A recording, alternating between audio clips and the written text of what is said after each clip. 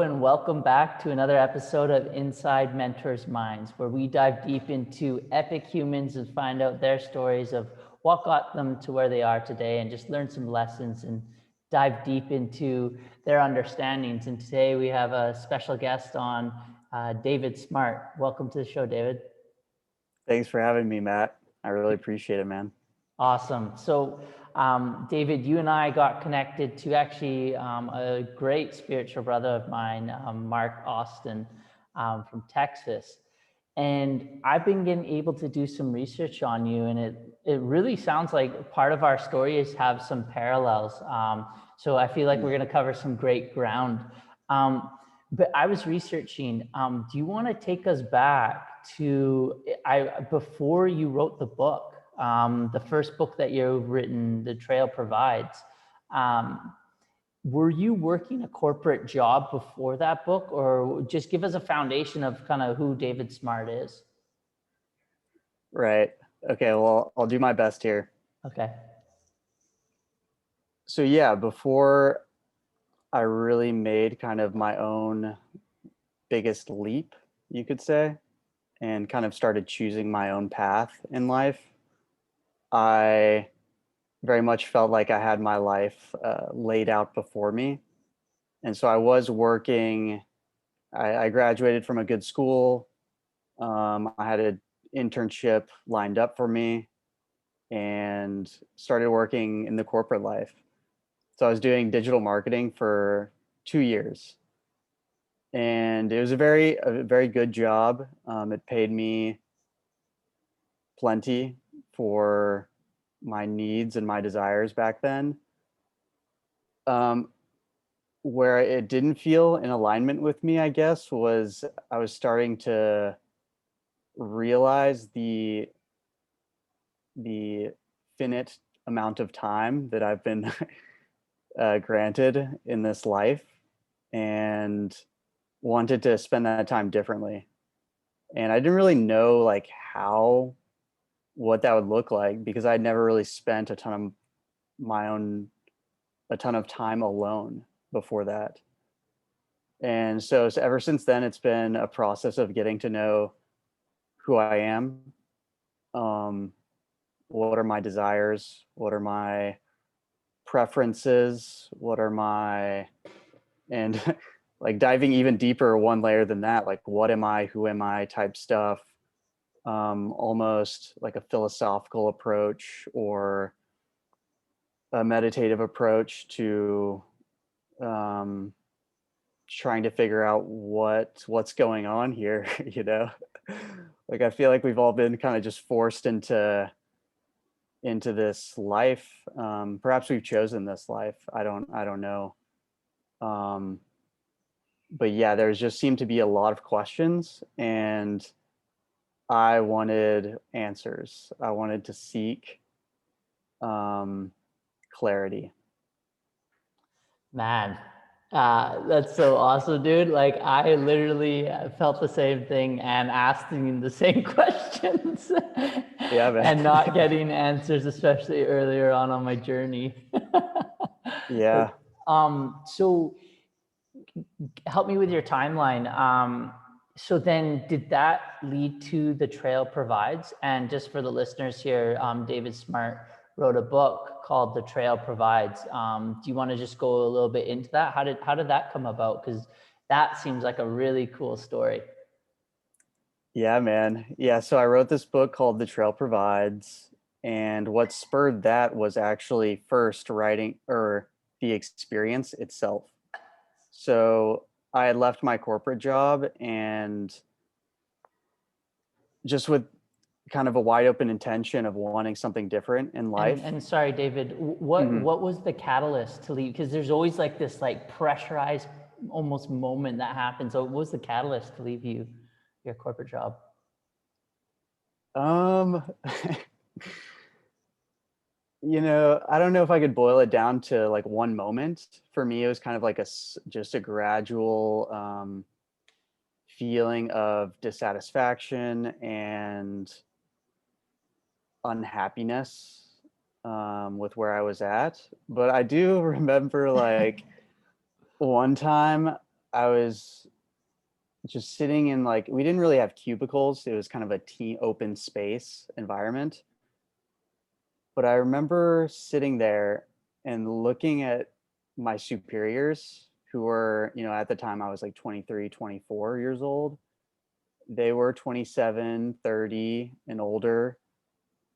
And I kind of saw like my life flash before my eyes type thing. Like, okay, if I keep doing the same things I've been doing these last couple of years, like this is where I'm going to be. I'm just going to remain here and I'm going to stay here.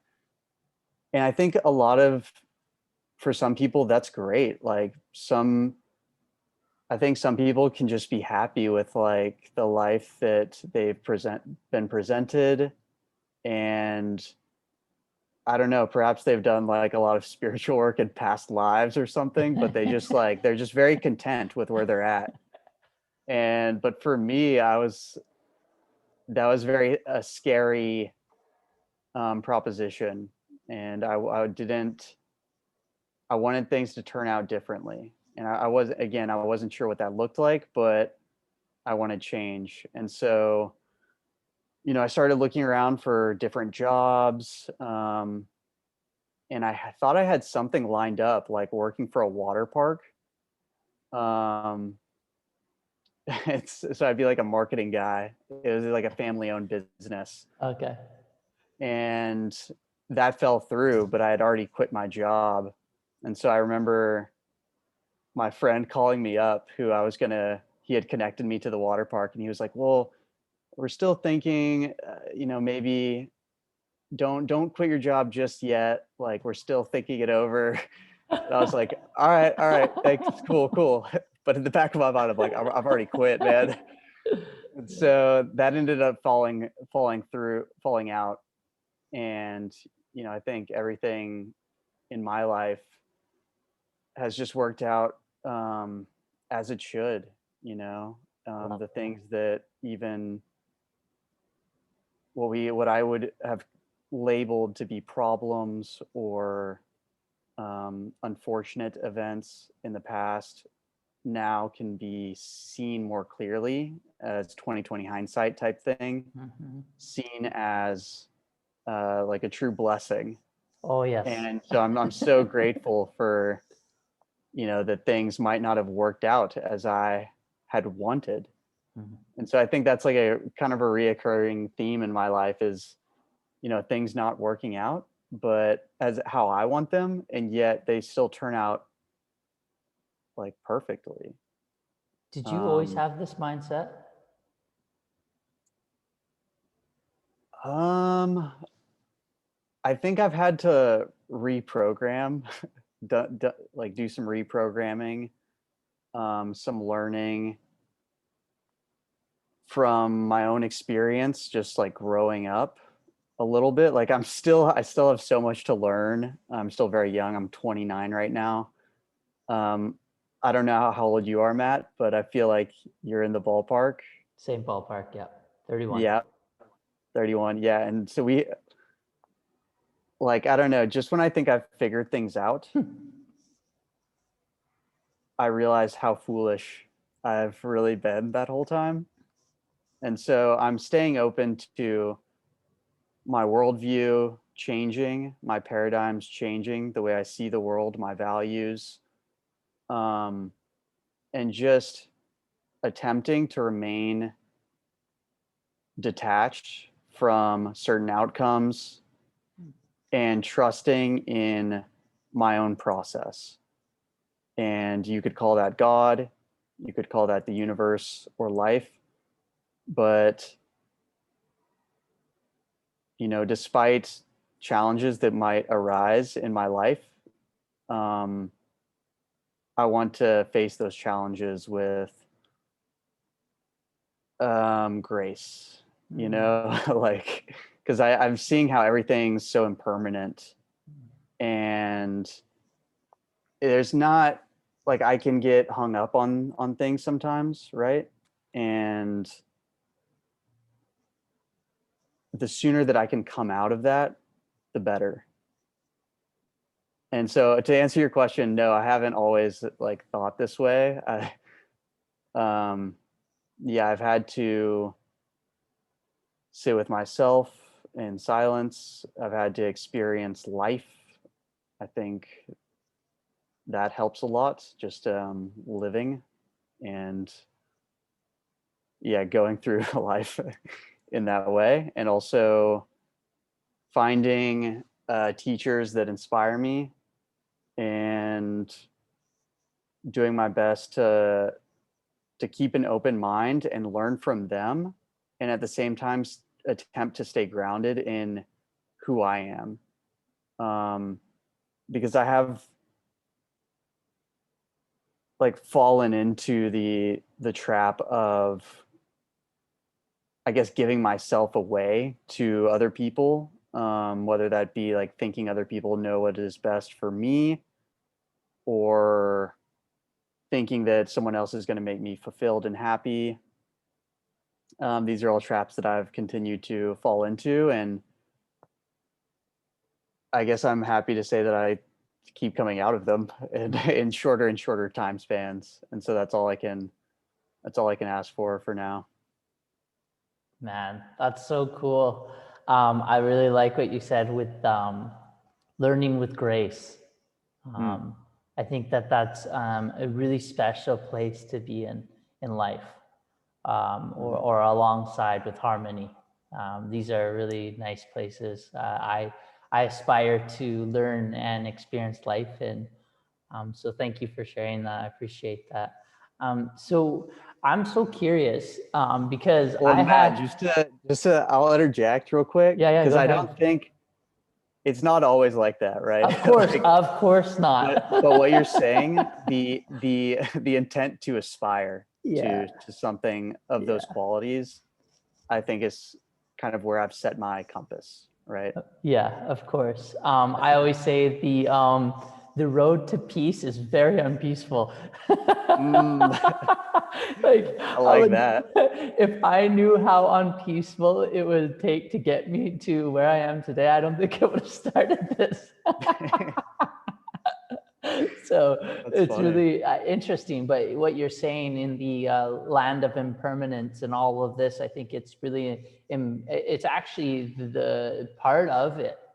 You know, it's a part of all Mm, the learning. It's, yeah, I mean, to get to the grace, it's being ungraceful. To find what is harmony or alignment is the out of alignments. You know, it's like so.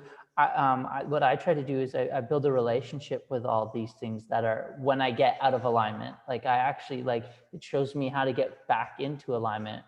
And I often wonder is like, you know, how we're walking the path and we get off the path. Is that part of the path? hmm. Yeah, yeah. Like our idea of the path is just an idea, Mm-hmm. and it's merely an expectation. And right, falling off the wagon, veering off the path, this is all still part of the process. Mm-hmm. I mean, I think it's part of being human. Mm-hmm. Yeah. And so I'm so curious, David. This man comes to mind, and I wonder if you were inspired, like I was. Do you know the movie Into the Wild with Chris McCandless? Yes, I do. Did that inspire you at all? That journey, that story? Um, it's funny. Well, I mean, that story doesn't have the best ending, right? No, it Like doesn't. he No, it dies, doesn't. he dies. So But we get to learn from that story, though. right, right, right. Well, I do remember I was assigned to read that book, I think when I was in middle school or high school. Okay. Um, but and I think it stuck in another book I was assigned was Hatchet, and I remember Okay. being a little bit inspired by that. But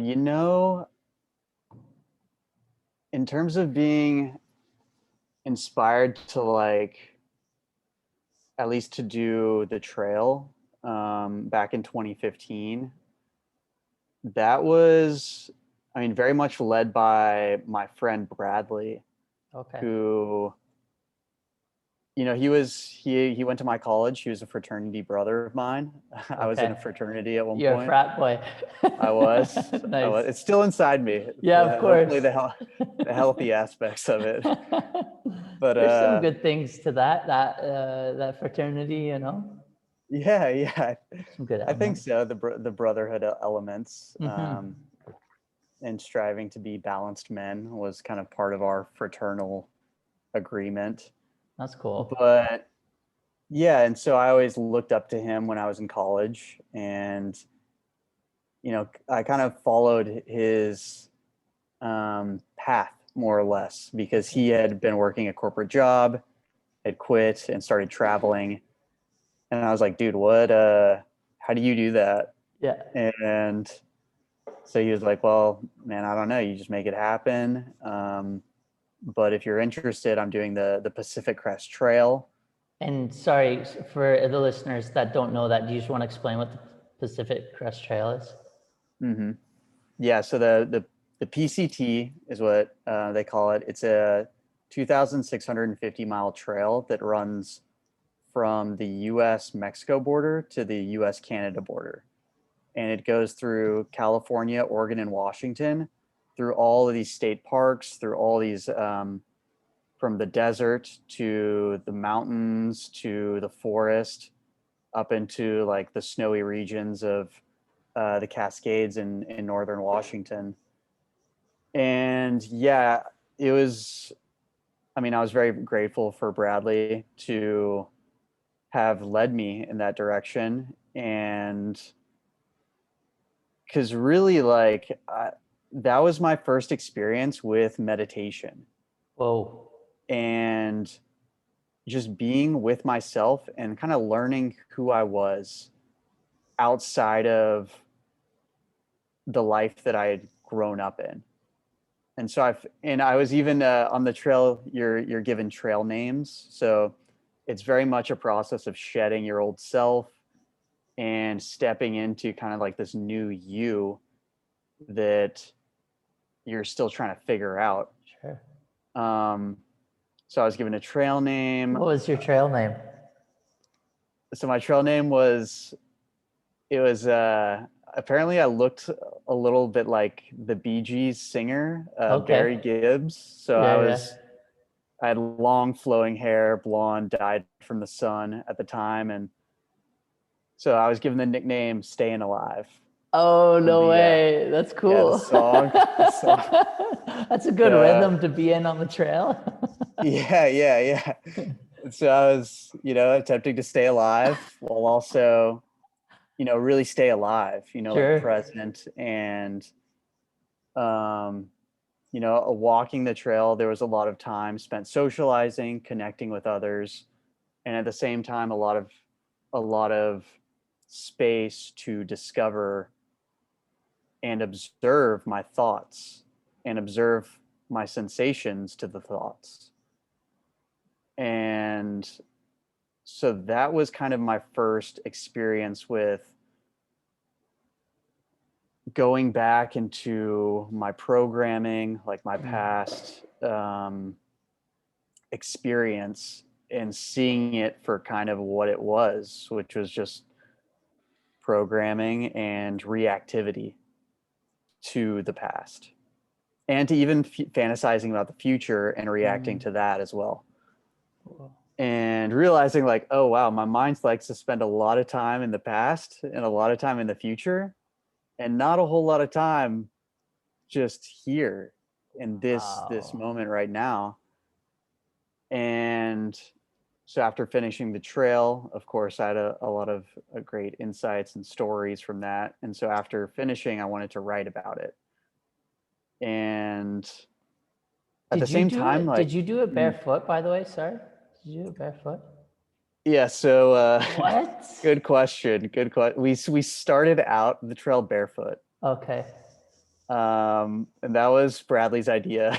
And so I kind of, this was like I said, I've fallen into these traps of seeing others as authority figures who Hmm. know what is best for me, and like just wanting to be like other people, Sure. aspiring to be uh, someone in this world, I guess. Just basically a human being. Right. Yeah. Yeah, and we are mimetic, right? Yeah. So we copy the things we see around us. And this was one of my early experiences with that was taking off my shoes, beginning the trail barefoot. We got a lot of attention for it, and eventually it was not sustainable Hmm. for me personally, and not for Bradley neither.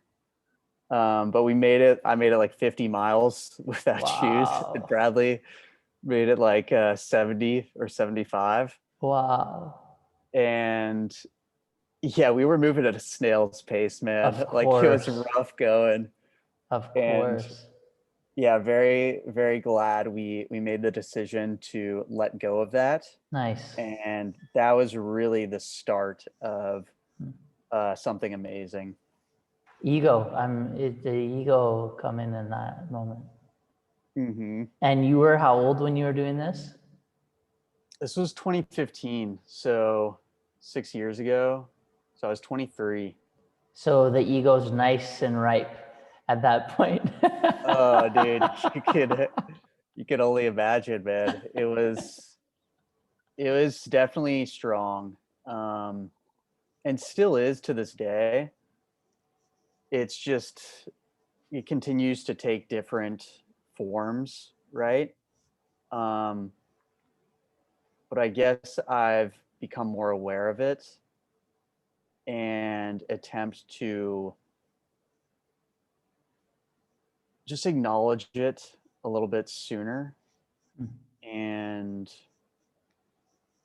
thank it for like what it's attempting to do, and then attempt to make a more conscious decision. That's so cool, man. That's so awesome. What a beautiful journey.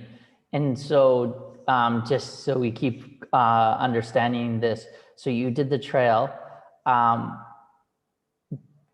what was like the biggest take home from the trail? I know this was like 6 years ago, so we'll move past this after. I'm sure you talked about it a lot. No, no, thank you for asking. I find it very interesting. I love living in the nostalgia of the trail. It was a Okay, very cool. high point in my life, and yeah, I'll never forget it. And I've written a Cool. book about it, so it's like I can't get away from it, you know. Uh, Thankfully, it's that experience and not something else then that you don't want to yeah, keep yeah, true, reliving. true. Yeah, it could have been worse. Yeah, in terms of takeaways, Like, what's um, something you believed before going on a trail and then afterwards you're like, I had that totally wrong. mm, I mean, I think a big takeaway from me was it was the first time I really kind of got the insight into how the world is a reflection of what's happening inside me Ooh, rather than the world being this like materialistic objective thing that exists outside of me. And I think both those are valid worldviews and valid perspectives, but I personally got a lot out of shifting worldviews into this collaborative process with the world around me. Like, yeah, my subjective perspective influences the world around me, it influences my own experience. Whereas maybe before I would have been a little bit more at the whim of, oh, this happened to me. I had no control over this thing.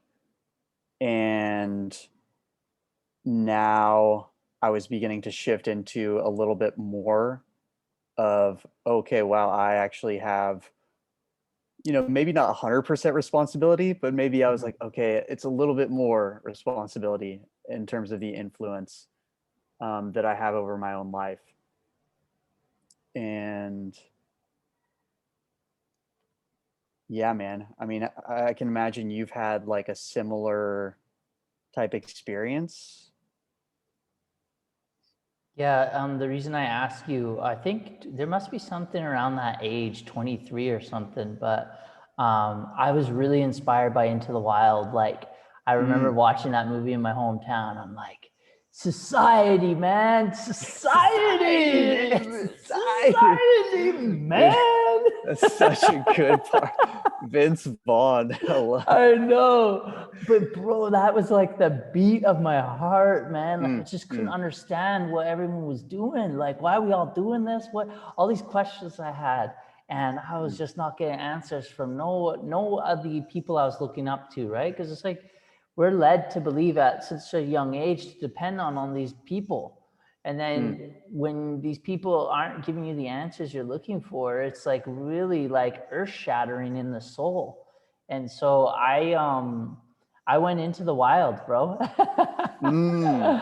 I went into the wild too. So um, I think that there's beautiful lessons to learn in like a suspended time in nature. Like Yes. I truly feel like there's a transference of wisdom that happens from the trees to our consciousness while you Mm. suspend yourself in nature. And I felt it in pines, like pine trees, and in coconut trees, like different wisdoms. That's interesting. Oh wow. What Yeah, do you, because can it's you? like jungle, Yeah, yeah, right? yeah. I'm curious. Would you mind elaborating? Like, what does a pine tree have to say that's different from what a coconut tree has to say? So like nature is beautiful, right? Like there's so think of like the terrain and the weather, right? So like there's a reason why there's not a coconut tree in like pine tree areas. You know, there's just, it's not just cause, you know, it's like through Mm, natural evolution. So in that, like if you think about it at a vibrational level, they're vibrating at a different frequency. mm, So in the jungle, like the jungle vibration is a different vibration as well. So like I think of like I'm more fresh in the pines. So I get more freshness of life, more clear, like clearness. There's a lot more clearing.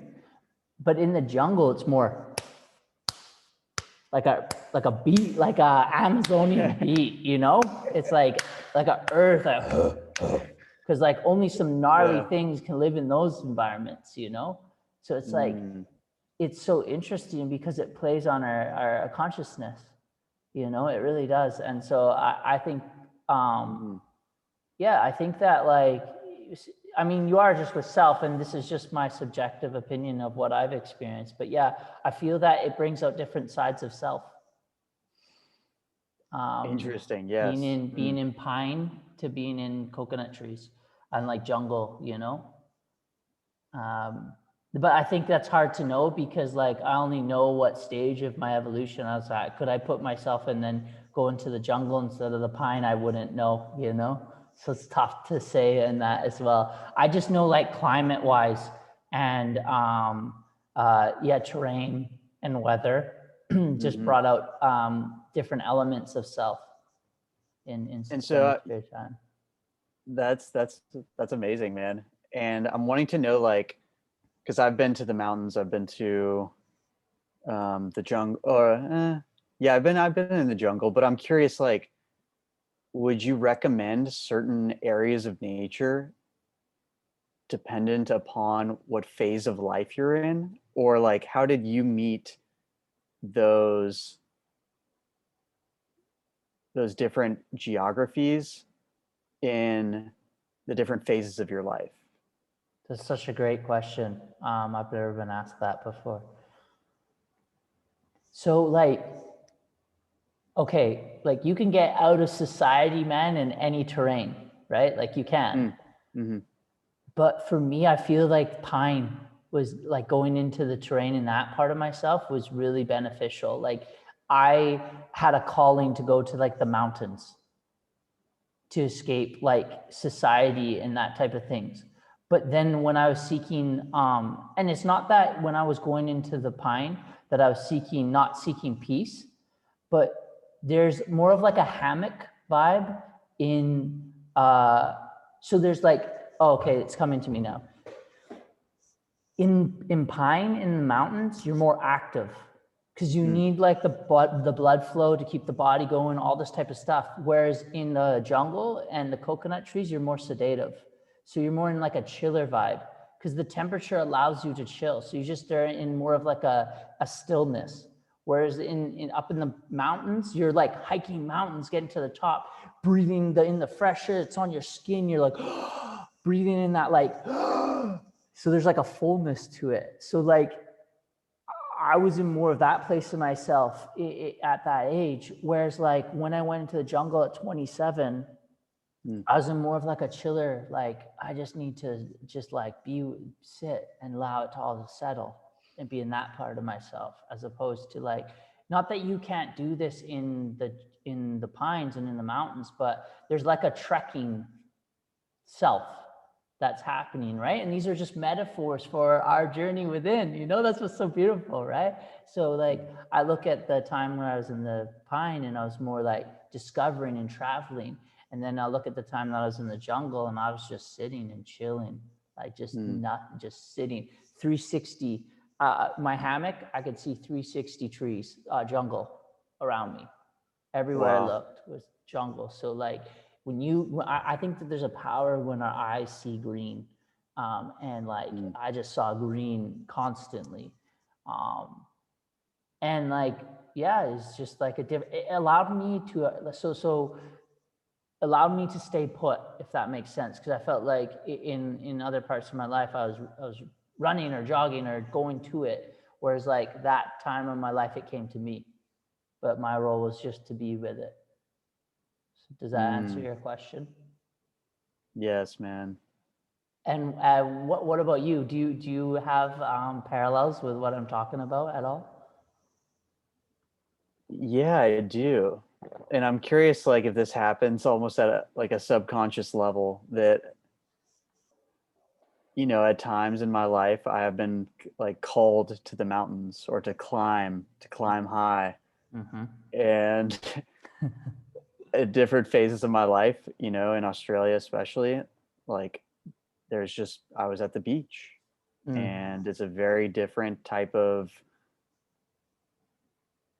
growth, a very different process that's going on in these different environments. And I hadn't thought about this before, which is interesting. But I think I think people are doing this when they're choosing vacations, perhaps, like, Yes. oh, I'm feeling beach, I'm feeling forest, what have you. But yeah, for me,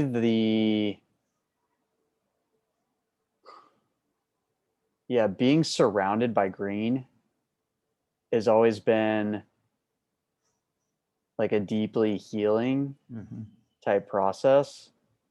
Whereas for me, actually being at the beach is much more playful.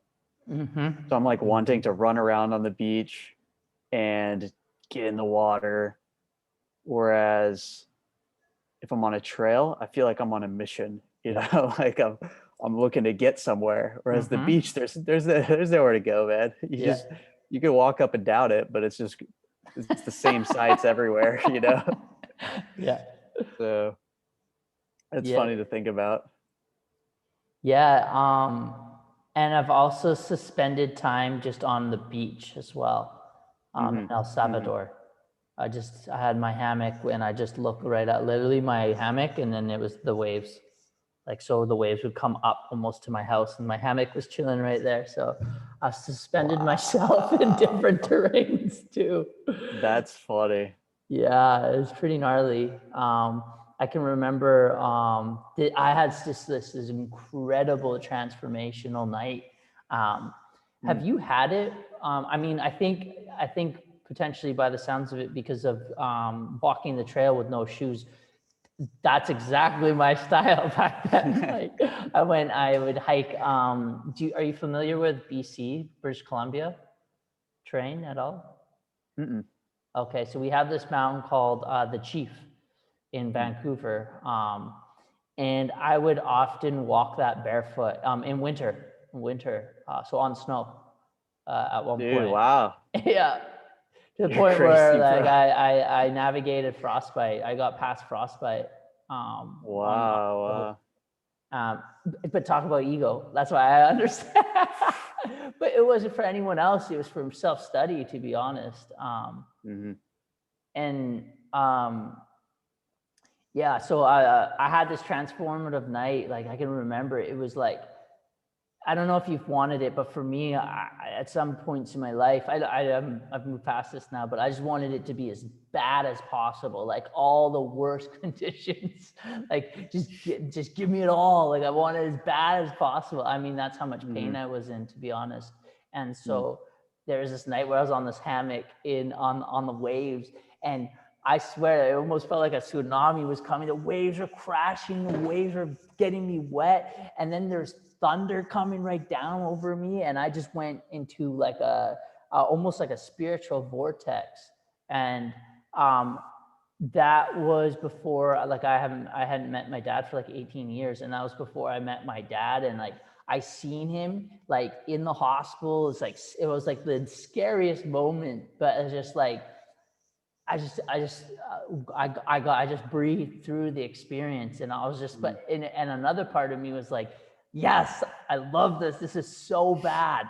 Like this sucks. Yeah, have, man. has that helped? Have you been like that younger before in some of these experiences? Yeah. This it's been a similar. I've had a couple experiences when hiking. Um, yeah, just wanting things, wanting to feel something. It's like I don't know. It's kind of sad when you think about it, but it was like this desire to just be in life and feel as if I'm living, like really living. And I think that's where some of these more like extreme practices can become addictive for some people.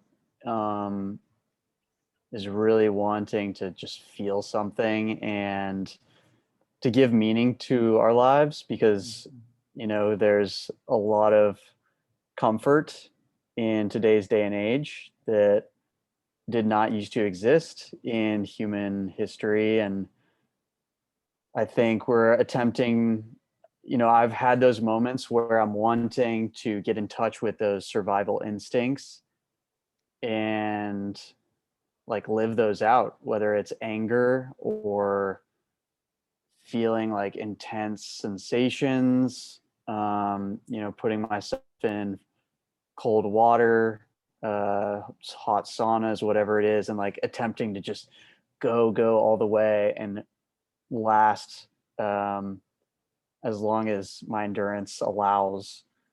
Like I think a lot of that does come from curiosity. I think it stems from a lot of it could be a lot of things, and like what you're saying, it could stem from curiosity as well, just wanting to be curious and use this human experience that we've been given as like a scientific test and to treat our experience as scientists would. And can I endure this? Is this, people say that I can't do this, can I do that? Can I actually um, achieve these things that people are saying are impossible? So yeah, there can be ego that's involved, but there's also like a deep curiosity with some of this stuff. And for me, what's important is discerning which one is making the decision, which part of myself, um, why am I doing this? Yeah, and making sure that it's really in alignment with what I feel is best for myself. That's so cool. So when you finish the trail, something we share in common as well. I don't know if you still are, but I read that you've been sober since 2015. Are you still? on that train? Yeah, I've had 2 or 3 beers since then. Okay. Um, yeah, so yeah, I've been sober. I've come back to it those 2 or 3 times because I was always curious, like, Yeah. and I was always, well, first of all, I was curious to see if I could form a different relationship with it. And, I've grown, maybe it's different this time Yeah. around. Yeah. And also because I didn't want to be attached with any identities, which I thought was interesting. Yeah, Like I I love didn't that want to one. be Yeah. that guy who's like identifies with a number, like, oh, I've been sober for this long, and like really attached to um Calling me like out on my sobriety journey in a beautiful way. yeah. I Well, was that guy for quite a I don't mean while. to do that. No. You're just experiencing your experience. It's all good. Well, yeah, well, I was seeing how I was getting Of attached course. to Of course. a number, like, oh, I've been sober for this long, and like feeling as if I were to break that, then I Yeah. would be invaluable Yep. or lose my way, lose my purpose. I'd be punished in some way, right? And so part of it's like testing again. Cool. Um, and so yeah, each time I tried the beer, like it was fine. Nothing happened. The earthquakes didn't come. Tornadoes No, dude, no, didn't. nothing. And granted, if I were to go back to it, I've now formed a different relationship with it. But I just wasn't impressed. I wasn't, I didn't feel like, great afterwards. I lightened up a little bit, which I think was a good insight. Like, yeah, I can be too serious sometimes and not, let loose and have fun, whatever it is. But Whatever those kids are doing nowadays. whatever those kids are doing, I don't know. Yeah, but yeah, maybe. So again, I thought those were good tests for me, but I'm back to, I'm just not interested in it. I think it comes down to, if you enjoy it, do what you enjoy, and at the same time have discernment. Like, are you drinking because you actually enjoy it and you enjoy being around friends and laughing and engaging in that, or is it like, are you escaping something? Possibly, is there something that drinking, like some emotions that come up for you during that time? So yeah, I think some people, it just depend. Like, I think everyone's their own master. Yeah. And especially in today's day and age, there's so many teachers. A lot of them I think are bullshit. And we're all bullshitting, and every one of us has our own bullshit. But we've just become, I know I have, and I've been getting away from this actually more recently, but inundated with information and inundated with advice. And while I think some of that can be useful to guide us back to, well, I think that's really what its use is guiding us back to ourselves and listening to ourselves. And so I've been trying to be more mindful about just sharing my own experience, sharing my story, sharing who I am, what I've learned, rather than giving advice to people, because I've done that, and it creates more distance between me and other people. Like, other people don't actually want advice unless they ask for it. Yeah, Right. isn't So some that the people are truth? asking. Isn't that Yeah. the And truth? so Totally. just I've making messed that that one up mistake, a man. lot. Yeah. Yeah. It's not a fun one, Oh no. but Yeah. it's good to be aware of it, It is. And I think, like, at least for me, what I experienced in all this, like, man, when I was making all these changes, okay, so I'm like just like a friendly guy, you know what I mean? Like I enjoy sharing with others whatever I'm experiencing, if it's part of my sandwich or a drink or back in the day a beer, you know, like I just love bringing people together and all that. So naturally, I'm experiencing an evolution and a raise of consciousness inside myself, which I'm getting tremendous benefits. I mean, not at the beginning due to all the intensities, but at the same time, I'm also getting like a lot healthier. So I was like a black hole trying to bring everyone into raising their consciousness. Like, Yeah, man. Well, it's Vice so City. common.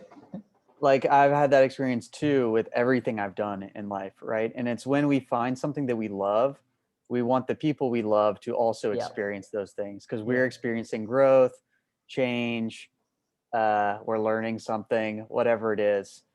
And there's a very thin line between sharing and like imposing on other Oh, people. Like, yes. hey, like I know Yes. for me it was yoga, meditation, um, and now like I've been doing a lot of movement, and so I'm trying to be more and more thoughtful of just doing me, being my example, actually doing the practice, and not so much talking about the practice, Mm-hmm.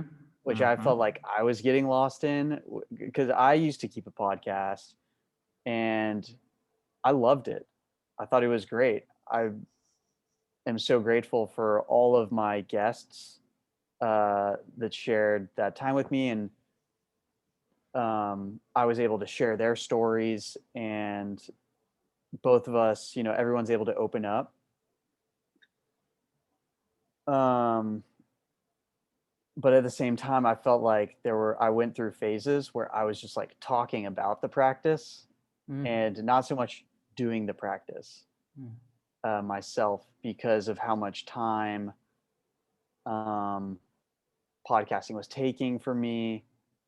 And so I've since kind of stepped back away from it, but I would like to return to it and to have you on as guest, Matt. Yeah, that'd be awesome. And yeah, because I think there's something really, really beautiful about this time spent together. And really, like, you know, what now the my understanding of it is that I was overvaluing certain practices over others.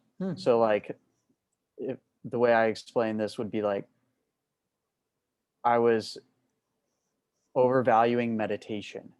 Let's say I was overvaluing yoga, and Compared to thinking that I like, compared to a communications practice, okay. right? So this is also a practice that we are engaged in. Yeah. This is communication, sharing, connecting. Um, Listeners are also listening, um, actively listening, right? Perhaps even taking notes. I don't know. Um, that's a lot to ask from what I'm speaking. Probably no notes are being taken, but right. And so I was like, I don't know, kind of getting in my own head, right? Okay. With like, oh, maybe I should be meditating more instead of talking about meditating. But I think each serves its own role in the process. So right now, when we're talking about our practices and what we connect on together and the things we share in common, we're also like kind of coaching ourselves through it. Like a lot of this advice is for ourselves. We're like hype men for ourselves, like getting ourselves like, yeah, man, keep going. You're doing good. And so that's kind of where I see like this talking and this I don't know. I'm not, as you can tell, I'm not the best talker, but and so yeah, I think engaging in communication is still very, very important, and it shouldn't be discounted. So was this, so you talked about overvaluing certain practices and almost, was it almost like neglecting? Because I think this is what we share in common, because this comes back to the society man point of view, you know, like that, yeah, it's like an easy slip to get into these like thought holes. I'm, hey, you got to have that kind of personality if you're just gonna up and leave and go straight to the jungle or go straight to the forest. Yes. You gotta, it gets you in consumed. So like you said that you were podcasting, and you were, it was almost taking away from other practices, what it sounds like. What have you learned now, coming full circle? Because this is interesting, right? I'm so curious. I'm at the beginning phases of what I'm doing, so I always love hearing people that have gone through evolutions through something I've never gone through. Yeah. I mean, I just think people change, and I change. I know that I change, and my preferences change, my desires change, and even life happens, right? So there's things that, I actually do believe are beyond my control, which is kind of a relief. But yeah, as for podcasting, like I've just, like I said, I think I'm leaving the door open to returning to it. Cool. Um, How long's it been, David? my last episode, I think, was in December, but even the episode before that might have been like a year later. So I Oh, kind of okay. just did like one or two one-off episodes. Okay. Um, but yeah, I've just become interested in other things. Hmm. And it's not to say podcasting is bad or good. It's just like who I am is changing. And the way I want to express myself and share myself has changed. And so now I'm just interested in other practices and allocating time. Like I have a finite amount of time, like we kind of bringing things full circle to the beginning of the conversation. And I'm wanting to use that time in ways that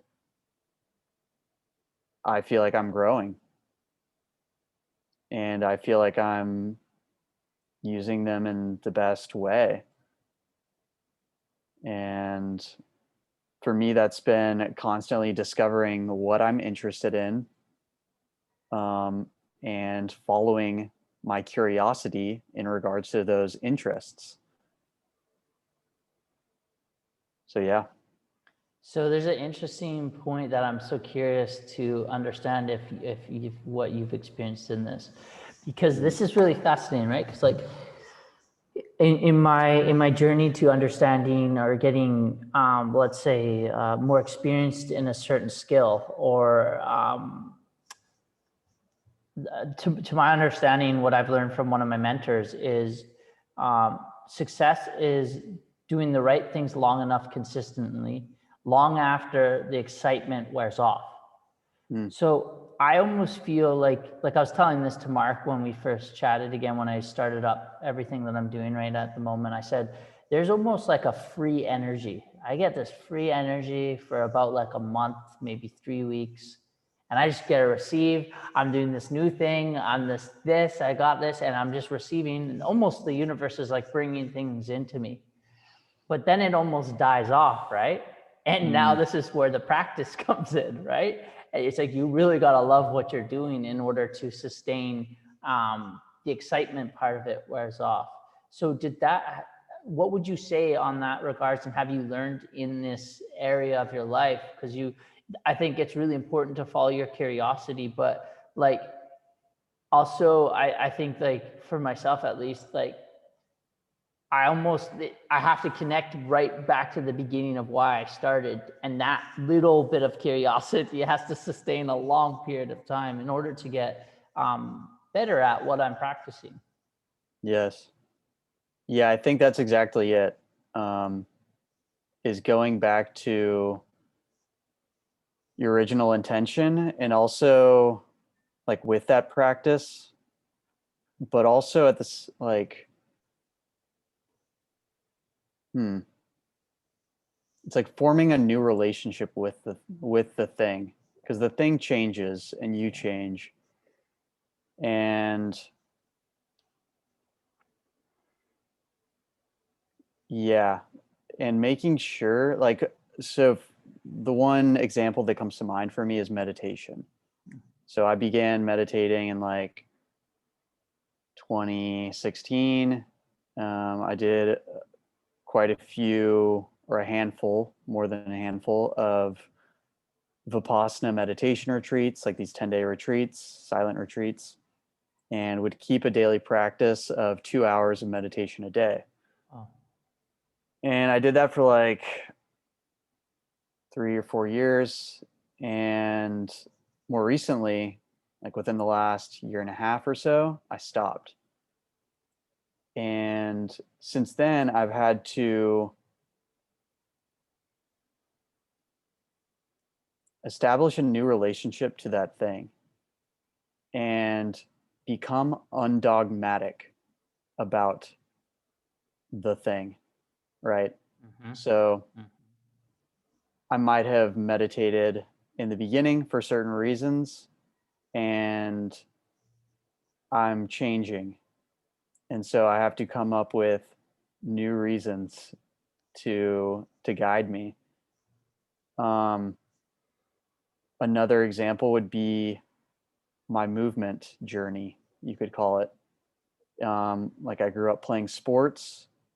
I grew up and I've gone through different phases of physical training, you could say. So like the way I like to think of it and the way my teacher Brian teaches it is like as if it were a spiral or a pyramid, right? So at the foundation of the pyramid, you have usually where people enter into a movement practice is valuing aesthetics, how you look, valuing strength, how much you can lift, valuing perhaps mobility or things like this, like very foundational and wonderful reasons to start moving. And then beyond that, the next level of the pyramid or the spiral as we advance upward would be something like skill acquisition, wanting to attain certain skills, be it the handstand or the pistol squat, right? More performative stuff. And this would be like you would need the foundation of the strength to then advance into these performative skill acquiring level, the level of movement.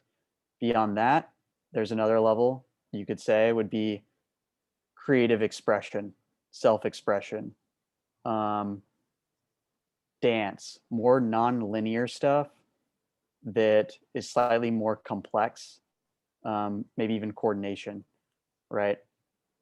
And then beyond that, I think there's more levels. Um, but the highest, perhaps, that I can see right now being self discovery and self actualization, learning, just like a more integrated approach to moving, right? And so each of these layers of whatever craft we are engaged in or whatever practice we're engaged in, eventually we're going to hit walls and we're going to hit barriers when it comes to those things. And it's important for me, that I have a process that takes me through each of these stages so that I'm never burnt out, so that I'm never reaching a dead end. And I'm constantly able to facilitate movement up the spiral, up the pyramid. And so that's what I'm becoming more and more interested in these days is, and I'm just starting to kind of like see this, right? Is finding a process for whatever my practice is and knowing how to create a process myself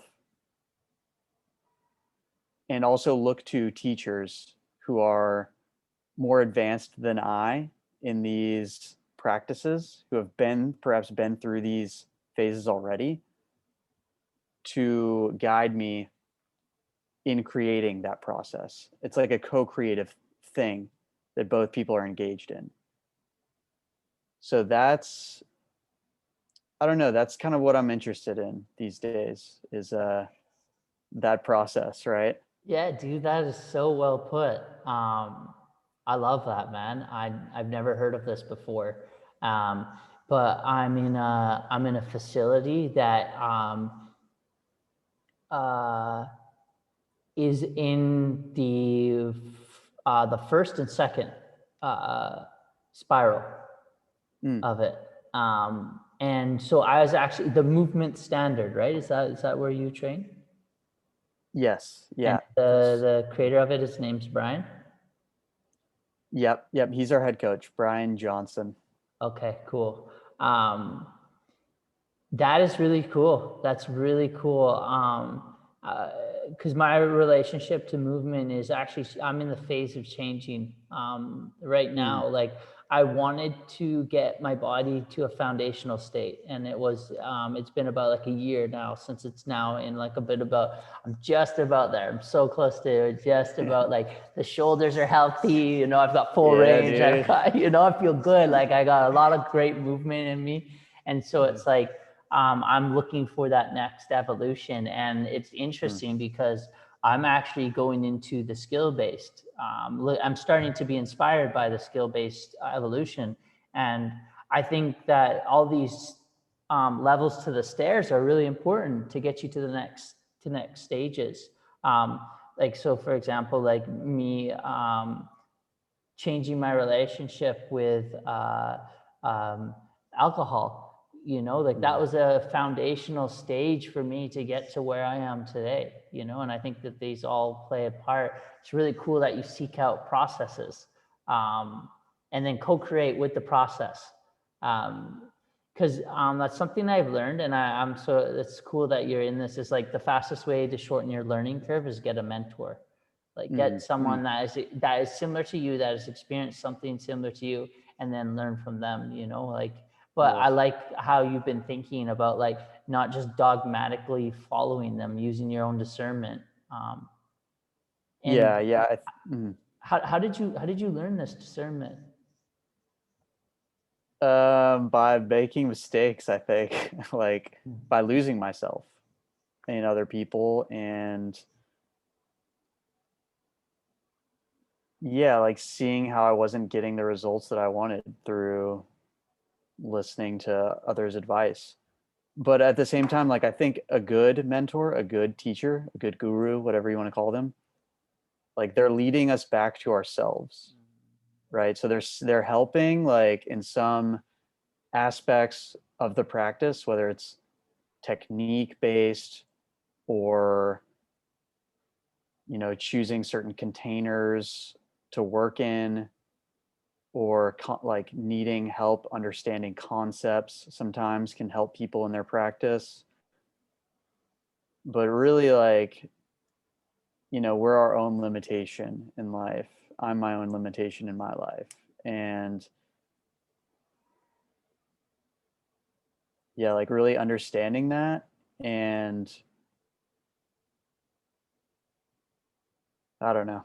I don't know what I'm trying to say, Matt. Oh, I it's all feel like good. I lost my train of thought, but Hey, we're yeah, in a place it nowhere, happens. brother. It happens.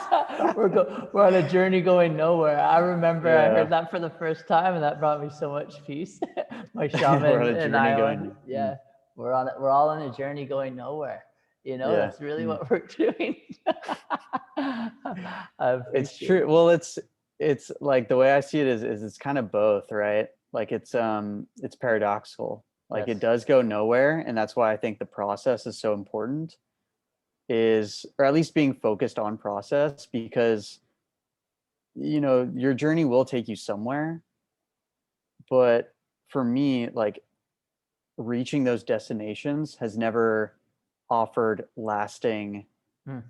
peace, gratitude, happiness, what have you. And so for me, becoming more focused on a process has helped and really allowed me to surrender into my experience, to trust in to have trust in a process has helped with that. Yeah. Um, Yeah, and so I think it is paradoxical that, again, our journey will lead us somewhere, at the same time nowhere, in the sense that, I don't know, like I like this idea of a ship without a sail, or a ship without a Mhm. destination is just floating. Yeah. So like I think it's easy to spend a lot of our lives just floating Yep. and hoping that that our desires will be um, achieved, or that we'll transcend our desires, whatever have you. But and at the same, so I think it's, for me, it's been important, or what's helped me is to set goals, to have a process that allows me to reach those goals, to be more focused on the process, and to let go of expectation and result, because I can't control outcome, but what I can control is my effort. I love that. I appreciate it, man. So awesome. Yeah, man, thank you. I appreciate yeah, you're a very strong mirror, Mm. and someone who's actually listening, and present with their guests. And so I think you're very well set up for this, I Matt. appreciate This it. journey of communication. Mm. And I mean, I really think like connecting with others first requires a strong connection within ourselves first. Mm. And I can tell that you've spent a lot of time connecting to yourself, and that can be seen easily Mm. to any guest who comes on here, and anyone who listens Wow. to your podcast. I appreciate it, man. That's a really nice compliment. You called me out. In a good way, Yeah, right? exactly. Yeah, Hopefully. most times those don't. Actually, you know what though? To be honest, David, I Mhm. love being called out. I think it is Yeah, amazing. yeah. I really embrace it because it makes me laugh, because then I'm like, oh my God, I am that, or I am doing that, or oh man, you got that right. Whoa. But then I've got material for the hammock now. I've got Yes, material for a meditation, a float tank, a beach sunset. It's like, why am I doing this? yes. And then I go back and look at all the moments I'm doing, and I'm like, oh my God, I am doing that. I think it's time for a change and evolution. Mm, And I mm. think we're taught that these things about ourselves are these nasty little things that we should hide from everyone and no one should know. It's like, but it's so interesting. We're all in the same soup. So Yes, like, could we not learn to accept it and embrace it and love it? And I think this is the journey of self-love, and I've really changed that within myself. It's just learning more love, as opposed to all these judgments and yeah, even these like intense moments that I used to seek, like I don't seek those as much anymore. It's just because I have a deeper sense of love. mm, And so, yeah, I appreciate that. So, David, we're coming near the end, and I thought you'd be. This is almost like a speed round. Um, yeah. I haven't done this with anyone before, but I think I'm doing it for me. I literally got my notepad out, and I want to get like some practical things you're doing so that I can just like literally go apply it after this All conversation. right. Well, I will say that I'm a long-winded speaker. So if you're All watching good. this through YouTube or a podcast, and the speed round has just begun and there's still 20 minutes left, 30 minutes left, this is what happened. So, Cool. What's your favorite app on your phone right now? mm. Actually, I would say I mean, the one that came to mind, I don't know if it's my favorite, but I really enjoy having a metronome app. Ooh, So this might be something that not a lot of people have, for and the perhaps they tempo, will right? find, for tempo. Uh, Yes. Yeah, and so What's this it is called? applicable. What's the one? Uh, just search metronome. Let me Okay. see. Yeah, it's called metronome. Okay, perfect. Very original. But Call it yeah, what it is. yeah, and so we're learning rhythm and moving within rhythm. Oh, so good. Moving to music would be, Mm. equally as great. But having just the metronome at which you could set different beats per minute is a very interesting experience for moving in. And also, like, I've been learning piano, so I use it for piano as well, Mm. playing music to the metronome. And so what I've found is that I'm actually speeding up where I think that I am maintaining a consistent quality about whatever it is I'm doing. I'm really speeding up in certain places and going too slow in others. Hmm. Whoa, And because you don't have a yeah, consistent beat to stay on. yeah, right. There's no objective measurement Mm. of the thing. And so where subjectively I might feel a certain way, and that's wonderful, and there's no right way to do anything, but it is interesting to test it against like this objective measure Mm. of beats per minute, right? And so I think, I don't know, rhythm can apply to all aspects of life, like Mm-hmm. not just a movement practice or playing piano to a certain beat, but also the pace at which we are going about things. And perhaps for me, like, I'm constantly running up against taking things too quickly, wanting things to happen Mm. sooner than when it actually happens and when I'm ready for the thing. Um, so yeah, I think time and rhythm play a very important element in my own quality of life. And so paying attention to that has been an interesting experiment. It's cool. I see some of the people at the gym working with the metronome. So Mm. clearly this is my sign for my next evolution. do What's your, you do you have a favorite app? yeah, guaranteed, easily, Yeah, I think the best app that could help the most amount of people in a wide range right now. Breath app. breath app. Yeah, it's called Breath Work without a O. It's just, it's so simple. You don't need, Mm. you could be anyone at any age, from any sort of experience, and you could use this app. And it's an instant I call it get yourself out of jail.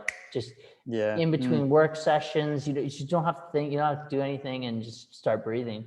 And it's something Yeah, man. collectively, all of us can do together. Like meditation is like, well, I don't want to go, there's all that stuff inside ourselves for people that don't practice. Anyone can do a breath because we're doing it right Mm. now. Like, but so to do it consciously, is like, I love that there's an app for that. And so when I'm That's in with groups of wonderful. people, I just play the app. I just push it, and then it counts everyone in. Oh, so is it box breathing? Is it Yep. It's got all okay, different okay, yeah. kinds. Okay, Awake, I'll check it one for out. sleep, one for calming, one for just for everything. So it's Oh, just like wonderful. some, like with the metronome. Sometimes like I'm thinking now, I'm just reflecting on my tempo workouts. Like I do tempo workouts, and it's like I'm Mm. going off of my seconds in my brain, and it's like, Yeah. well, there's a lot of variables there because like potentially that might be I'm a bit tired or I'm a bit this, so that second was shaved down maybe a little bit. But like if I go up, and I had a coach tempo me on my last workout on Friday, just for a round, and I was like, man, it is so nice to just you count me, and I just have to Mm. do the work. That's my focus. Not I'm focusing on the time and on the work. Right, right. So it takes me out of having to focus that. So that tempo metronome will be cool to try out within Cool. what I'm doing. What's your most gifted book like you give to people? Um And you can say yours if you want to. well, it actually, yeah, that's you called me out. You called me out. That is probably my most gifted book. Um apart from that one, I'd say honestly, I like to personalize, right? I think everyone's at different phases Mm-hmm. in their journey and what they're experiencing. So I have no idea. Like I have not found one book that I feel like I just feel comfortable giving this to everyone. But is there like, I'm sure you've met, like, so for example, you've met Mark, you've met me, like we're in similar, I'm sure you've given at least it's doubled once that you're like, huh, I've given that out. I'm trying to think, man. Mine is The Alchemist. That's a good one. It's like when people are just wanting to start opening their mind, I give them that one. That's funny because that was one of the first like spiritual quote unquote books Yes. like that I read Yes, exactly. that Me I too. really felt like I connected. Yeah, man. Me Like too. there's something powerful about it's very much the hero's journey distilled Yes. down into Yes. very contextually relevant In a story too. Yeah, yes. Yeah, and it's very digestible. Easy. Yeah, I think that's a great one to give. If I were to be gifting this book, I think I would gift. I'd have two options here. All right, what Okay, are they? because I think some people are nonfiction readers and they just don't read fiction. They kind of like their stories handed to them directly without sugarcoating. It's just Sure. like real life events. Um, I think one would be A New Earth by Eckhart Tolle. And this would be something I'd recommend to someone who's like perhaps already gotten into self-improvement and have kind of reached the edge of feeling like you're resonating with the achievement mindset of like improving the self. Because I think that this book is more about understanding the self and kind of lays a framework for where we're at in society. And I remember that being one of the first books I read and really, really resonating with it early on in my, like after I graduated college. And dude, if this is just for my own pleasure reading, but I'm very, very much into this writer. His name is Haruki Murakami. He is, I believe, Japan's poet laureate, like, he's an author laureate, I believe is what they call him. Like this is, I don't even know if that's been given before, but he's a very interesting writer, and I've read probably almost all of his works, like at least 10 of his books, and they're fiction. They're books of fiction. They're stories. They're I would categorize them as fantastical surrealism. Whoa. And yeah, I'll leave it at that, but I'll recommend this book, Kafka on the Shore. I think would be a very good first. I've read it a couple times and I just recently listened to the audiobook, and the audiobook is fantastic. It is narrated by many different narrators, like 3 or 4, and each one of them is very good at what they're doing. And he is the type of author who writes stories to where there are 2 stories, like threads that start out, and each chapter switches between the 2 threads, and then eventually you start to see the connections between the threads, and it all comes together in the end, and it's very gratifying. And so I've been studying this guy for like a couple years now, and wanting to improve my own writing and wanting to Cool. release like a strong book number 2, something that I'm proud of. And so I've really been like honed in on this guy. So yeah, I think he could be, I think he's popular now. Like a lot of people have heard of him, but I think he's just, since he's not an American writer, perhaps he's not reached the threshold of everyone knowing about him. So I would highly recommend any of his works to get started. But Kafka on the Shore was my first love and my first read. So I would say that one. Amazing. And I'm still very aware this is the lightning round, Matt. I know, I'm aware. But you know what? This may be lightning for you. You know, we are going at a Dude, lightning. this is fast, man. We're going at a fast pace, brother. I'm trying to get you out of your rhythm right now, and we are going fast. Okay. Let's go. We can speed things up. What do you mean speed things up? We're at 2x right now. Than your normal speed, man. This is fast. We're cruising. Oh I need to shit! slow this down. Maybe we should have announced the lightning round at the very beginning.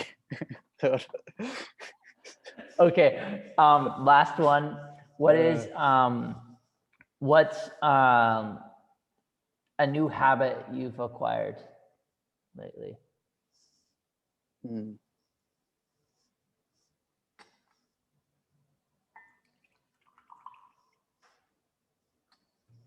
A new habit. I'm a very habitual guy, Matt. Okay. I've stuck to a lot of the same habits recently. Because I feel confident in those habits as I feel like they're healthy manifestations of things. But a new habit. I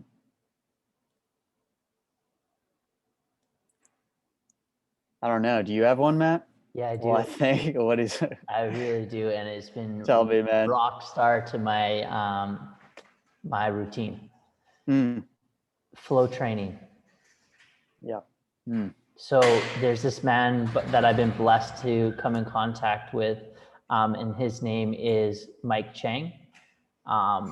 He started off as this guy named, or started off this company, multi-million-dollar company in the fitness industry, six-pack abs. You and I both may have seen his commercials in YouTube. He's kind of one of the OGs at it. Went through this transformation, and he's combined, it has like meridian tapping for your meridians. So you start out like that. Then you've got this dynamic movement to open up parts of the fascia. And then you move into a strength building phase where you do you get the cardiovascular going, and then you move into a stretching phase. And then you move into breath work, and then finally descend into meditation.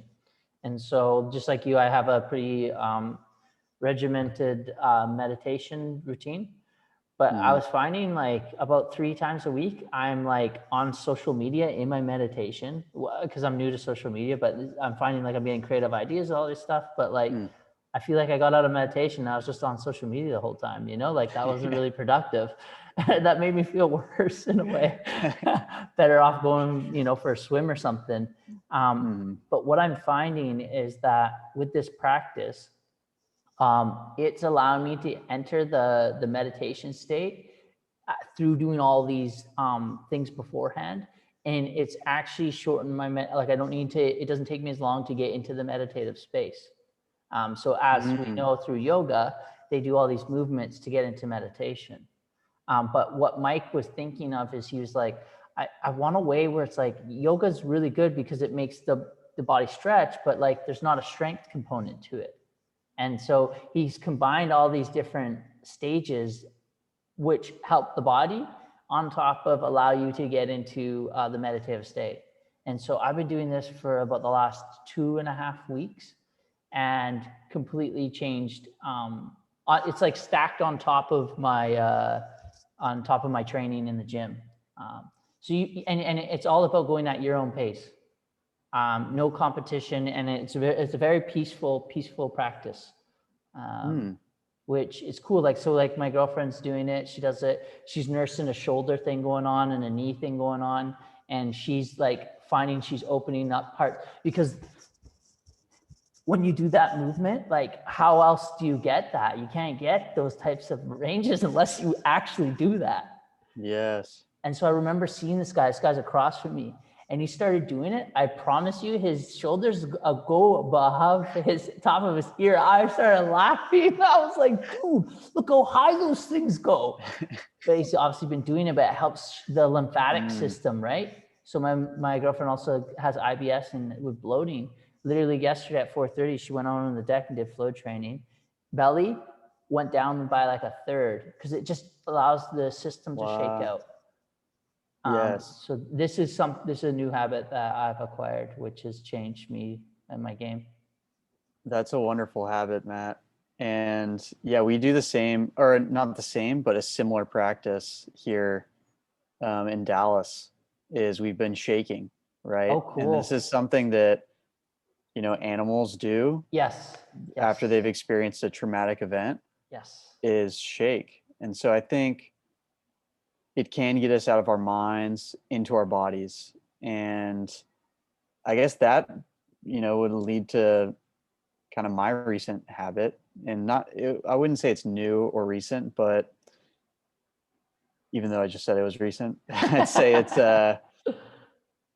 tuning into my body, like feeling my body's sensations, um, tuning into different sensations, like, or different perceptions, whether it be focusing on sight, focusing on breath, focusing on sound, feel, taste, touch. Like all of these things are they're outlets for information, right? Or they're inputs for information. And they give me clues into my experience and the way I'm feeling. So if I'm able to tune into those things, then I feel more like grounded, as opposed to, spending a lot of my time wallowing in thought, right? And thinking new thoughts, coming up with new ideas, and kind of being stuck in that cycle of just thought and identifying with thought. And so observing sensation or the breath or sound or what have you, to me is like kind of what you were saying before, like a life vest or a get out of jail card, right? Yeah. Yeah.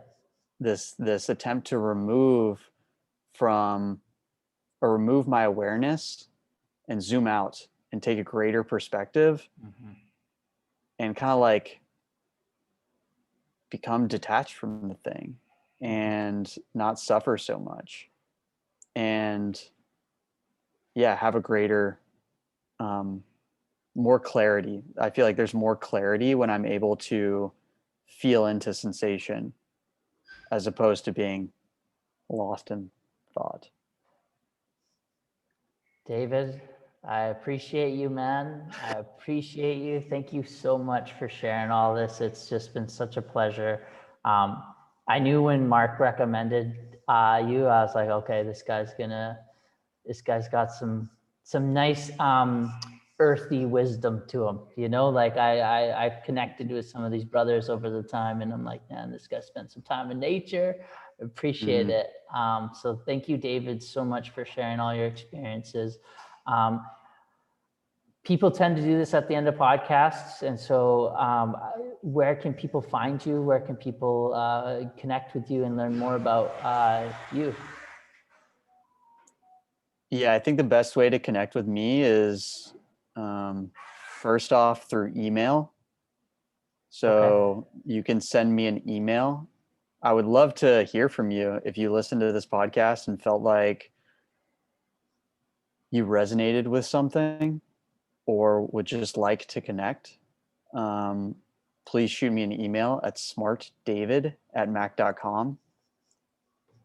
Because I'm like you, like I'm trying to spend less time on social media, and I think there's a time and place for it, and it's a great tool for survival and for making money and things like this. And so I will also shout that out, but I would like to whatever's easiest for you as the listener. I also have an Instagram account, so you can search David Smart, and maybe I'll show up. But my Instagram handle is Staying Alive, with periods in after stay and after in.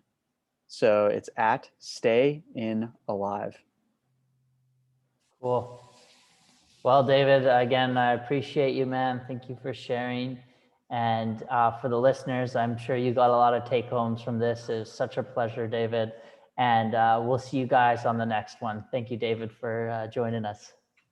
Matt, thank you so much. Namaste, my homie. Yeah, Namaste, namaste. brother. And